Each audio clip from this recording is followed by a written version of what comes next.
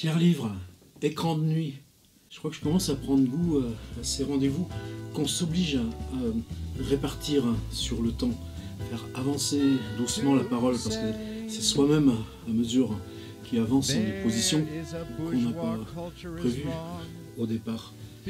Mon rendez-vous cette semaine, c'est avec Uncreative Writing de Kenneth Goldsmith. Un livre, évidemment, pour nous qui pratiquons le presque contraire, le creative writing, ça sonnait comme une provocation, et forcément, on a mis le nez dedans. Il y a un chapitre, Uncreative Writing in the Classroom, a Disorientation.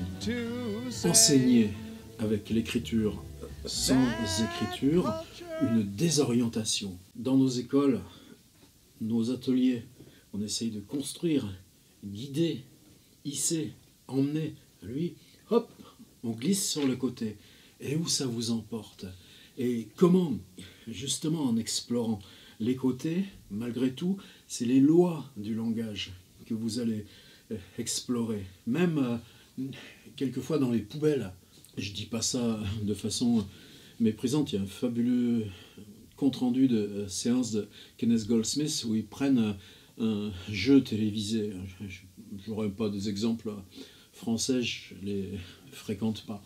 Chaque étudiant est chez soi, chacun est en réseau et chacun transcrit à mesure le plus possible ce qui concerne les visages, ce qui concerne les voix, ce qui concerne les paroles, ce qui concerne les interrelations et la façon dont ça interagit. Et puis chacun transcrit ce qu'il peut, mais en même temps, comme ils sont 15 à faire ça de façon indépendante, s'inscrit sur le forum 15 réalités complètement différentes. Pourtant, à partir d'un objet qui est a priori le plus normé, le plus codé.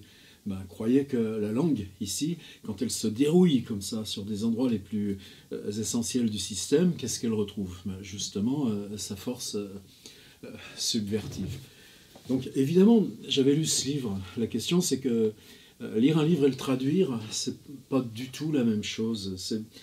Ça veut pas dire qu'on doit traduire tout ce qu'on lit. Par exemple, j'ai Wasting Time on the Internet, c'est l'opus suivant de Kenneth. Et ce qui est fabuleux aussi, c'est comment l'imaginaire de l'Internet nous permet de démultiplier nos idées de récit, démultiplier nos possibilités d'inventer du livre. Toute cette semaine, c'est un petit peu ça, comme ça, dans le désordre, avec quoi on va essayer de se dépatouiller. Les choses merveilleuses comme ça. Tenez, une performance que Kenny fait. L'histoire, ça avait commencé comme ça. Kenny fait une conférence qu'il intitule Who Owns Language? À qui appartient le langage? À partir de ce moment-là, s'enclenche un dialogue donc, avec cette directrice de galerie au Mexique. Et puis, pour lui, évidemment, dans cette conférence, un retour à des figures essentielles. La figure majeure, bien sûr, celle d'Aaron Swartz. Vous savez, il y a un film qui a été tourné sur Aaron Swartz qu'on peut trouver dans les réseaux un petit peu libres. Ceux qui ont créé Internet comme une utopie qui est si mise à mal aujourd'hui. Il y a de la politique partout là-dedans, mais à quelle période de son histoire la littérature aurait échappé aux politiques? Les deux autres figures, après Aaron Swartz, c'est Julian Assange et c'est Edward Snowden. À quel moment Internet doit être pensé? À quel moment ce concept comme ça de liberté de circuler ou faire circuler l'information prend cette valeur comme ça, à la fois politique et narrative, ou poétique, donc esthétique, en sens que le langage, à cet endroit, réfléchit sur lui-même, ou du moins se produit en tant que lui-même. C'est peut-être ça l'endroit où ça se sépare de notre approche traditionnellement réflexive du langage. D'ailleurs, c'est bizarre, ces espèces de jeux. Vous voyez, je suis déjà en train de dériver avec toutes ces milliers d'associations qui sont notre pensée Internet, qui sont ce à quoi on doit apprendre à reconnaître comment travaille notre pensée, parce que dans Internet, elle est toujours soumise comme ça à ces flux, ces profusions, et en même temps cet éclatement, ces arborescences qui se redémultiplient elles-mêmes, et c'est des formes comme ça d'organisation mentale. C'est pas qu'on n'y est pas habitué, c'est pas qu'elles n'ont pas de précédent dans l'histoire. C'est ça le travail de fond de Kenneth Goldsmith. c'est que ça nous oblige à aller revisiter des périodes antérieures d'invention et les revisiter à partir de nos interrogations contemporaines. Donc depuis cette conférence, Who Owns Language, depuis ces figures à l'arrière des grands inventeurs ou de ceux qui nous produisent des alertes en permanence sur comment maintenir cette circulation en tant qu'utopie, en tant que partage, en tant qu'avancée de nous-mêmes. Jamais on n'a connu un outil aussi fabuleux, jamais nos positions dans cet outil a été aussi fragile, aussi risquées. Comment fabriquer ces objets fermés, enclos, qui sont pour nous la tradition ou l'approche même de la pensée, à partir de cette profusion mouvante, circulante, constamment en train de se générer elle-même. Et ça prend une forme, pari, comme ça, de dire on va imprimer tout l'Internet. Est-ce que c'est possible? Il y a même eu une pétition. Ne fais pas ça, Goldsmith, quel gaspillage ce serait. Mais évidemment, comment imprimer tout l'Internet dans la mesure où Internet se régénère, s'expand, se développe constamment, gomme ou évacue des parties de lui-même. Il lance un appel pour que quiconque le reçoive ou le voit passer imprime ce qu'il veut de son Internet, sa page d'email, un coin d'archives de son ordinateur, ce qu'il a lu le jour même d'articles ou telle archive qui lui a semblé précieuse et qu'il a envie de transmettre, ou une page de code, et puis l'envoi par n'importe quelle forme, là encore, postale, PDF, à cette galerie, et puis 20 000 personnes s'en joignent comme ça, et 20 000 personnes ont fabriqué comme ça une espèce de est-ce que c'est tout Internet? Bien sûr que non. Est-ce que c'est un échantillon représentatif de la folie d'Internet? Peut-être certainement. Mais là où ça devient intéressant, c'est que dans ce protocole établi, dans cette idée de faire ça, naît un imaginaire d'Internet, un imaginaire de la narration, de notre rapport au monde, de notre rapport à l'inconnu du monde, qui vient depuis même nos usages les plus privés, les plus ordinaires, les plus arbitraires de langage au quotidien dans le temps numérique. J'étais parti sur l'idée que ce livre, évidemment en tant que lecteur sur le scandale qu'il y a par rapport à l'idée de la création, par rapport à l'idée d'invention, le rôle de l'artiste, le rôle du raconteur d'histoire, c'est se saisir comme ça d'intuitions, de choses latentes, de choses qui ne s'expriment pas d'elles-mêmes, et puis par cette torsion, par cette habileté artistique, le mot skill dans la langue anglo-américaine, mais ce qu'on appelle, nous, écriture, de fabriquer un objet qui saura le transporter à distance, qui s'appelle poésie, qui s'appelle récit, roman.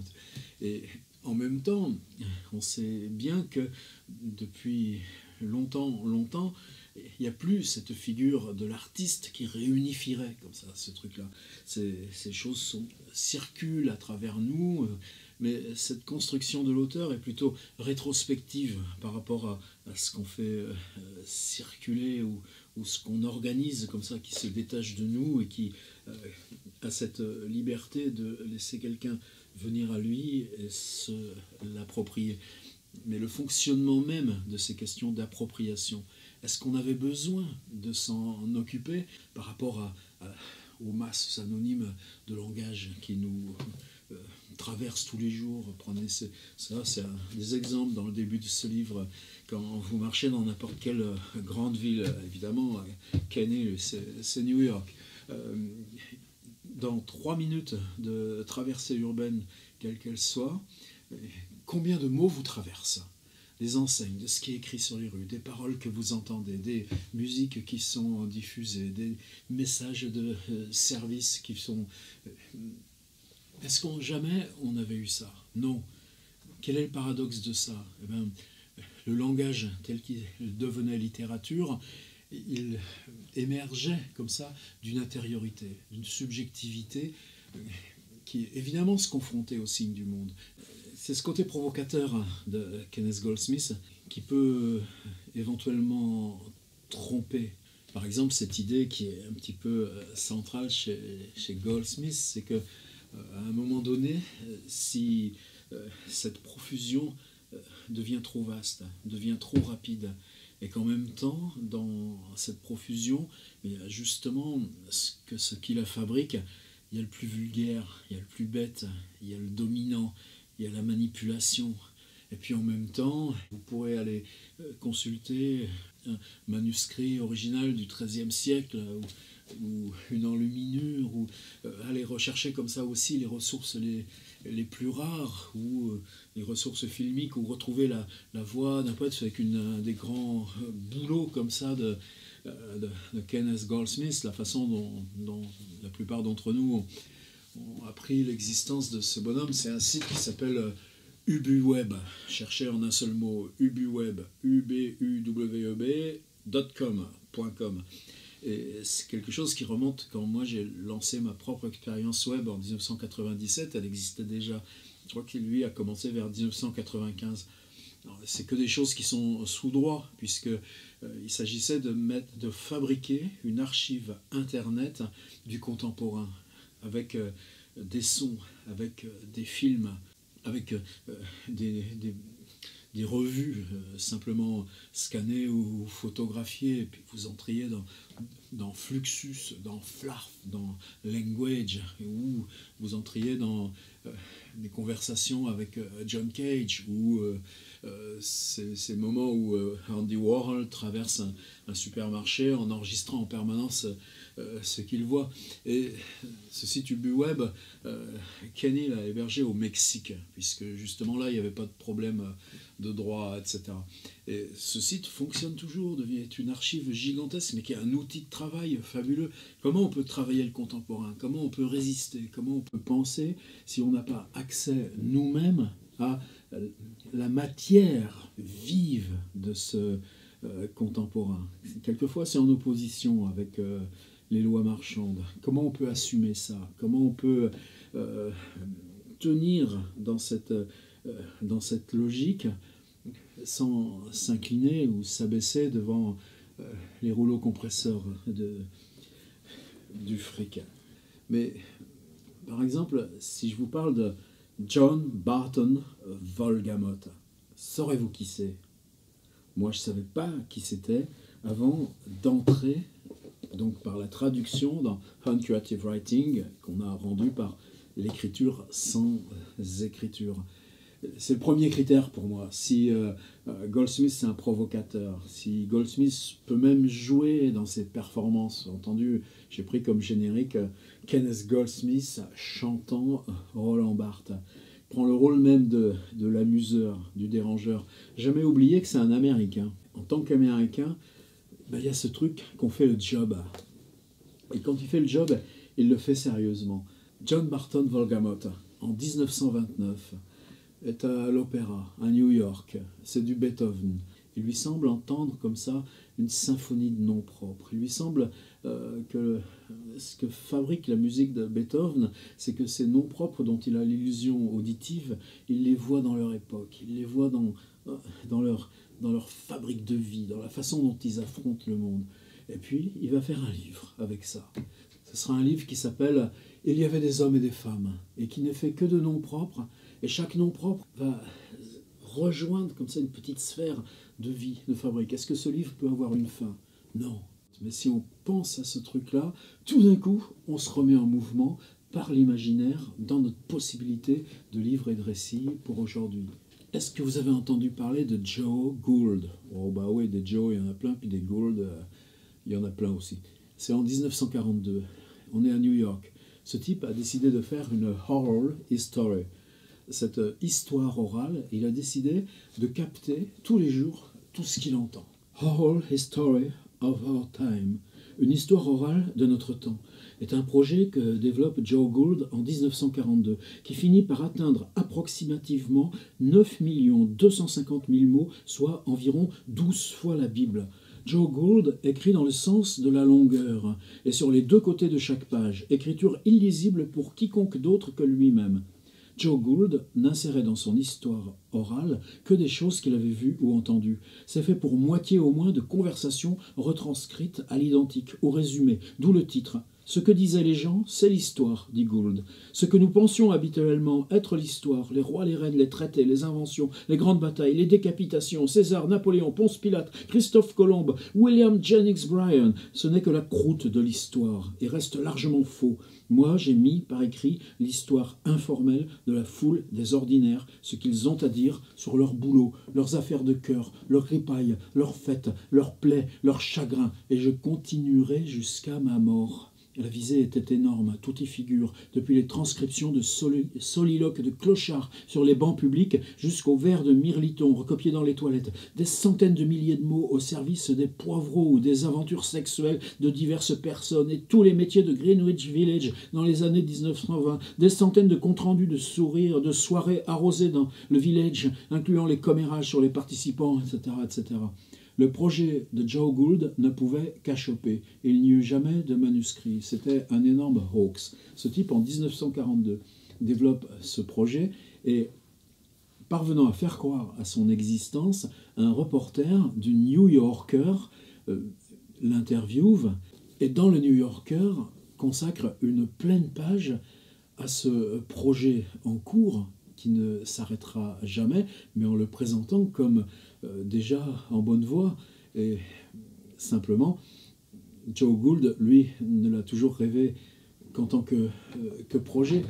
Mais en même temps, ce livre a existé puisque, justement, il a été décrit comme tel dans une institution qui le présente comme tel, le New Yorker. Ben là, tout d'un coup, on arrive dans ces espèces de plis et de replis, là où Goldsmith nous emmène dans des étranges labyrinthes. C'est-à-dire que, est-ce que, bien sûr, le livre de Joe Gould est un livre imaginaire, un livre impossible, mais on fait l'inventaire dans l'histoire littéraire de ces livres impossibles. Et là, Goldsmith fait le court-circuit avec Borges, c'est-à-dire que est-ce que ce qui est important, c'est pas ça, justement. C'est-à-dire pour écrire aujourd'hui, de s'appuyer sur un imaginaire du livre impossible pour mettre en relation notre petite part concrète, comme ça, de travail, avec ce grand imaginaire qui circule à des échelles ou des vitesses qu'on ne peut plus attraper.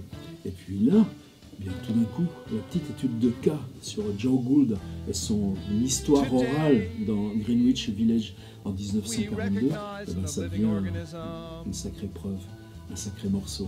La suite à demain.